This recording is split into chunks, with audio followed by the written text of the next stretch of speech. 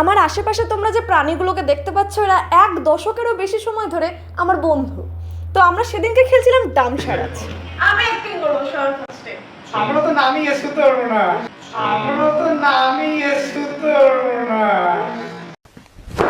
Emotional damn it.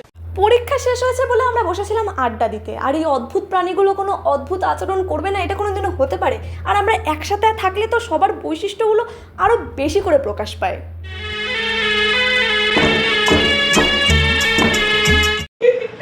এটা কি ছিল? ও নাম তো গেস করতে হবে। নাম গেস করতে হবে। ভালো লাগে। ডামসারাজ খেলতে গিয়ে আমরা জানতে পারলাম কে কত মারাত্মক লেভেলের অ্যাক্টর। আমার আগের রিলটাতে অনেকে কমেন্ট করেছে, দেখলাম আমরা নাকি পড়াশোনার আলোচনা করছিলাম। এই হচ্ছে আমাদের পড়াশোনার আলোচনা।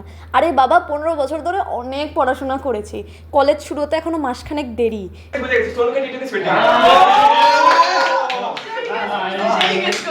ওই আজকে যাইতে ইচ্ছা হচ্ছে না আমার বাড়ি। ওই আজকে যাইতে ইচ্ছা হচ্ছে না আমার বাড়ি। আমি অ্যাক্টিং করতে পারবো না। অ্যাক্টিং করতে পারবো না।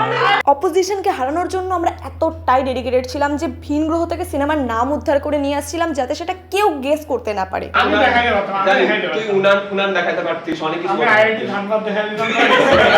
আইআইটি ধানবাদ দেখাই দিতাম।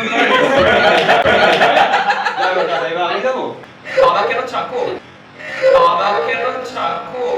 দাদা কেন চাকো? 8 বছর আগে আমাদের স্কুল আলাদা হয়েছিল, আর এবারে শহর আলাদা হওয়ার সময়। সবাই আলাদা আলাদা কলেজে যাব, নতুন বন্ধু হবে প্রচুর, কিন্তু ছুটিতে বাড়ি ফিরলে আবার না হয় এভাবেই আড্ডা জমাবো।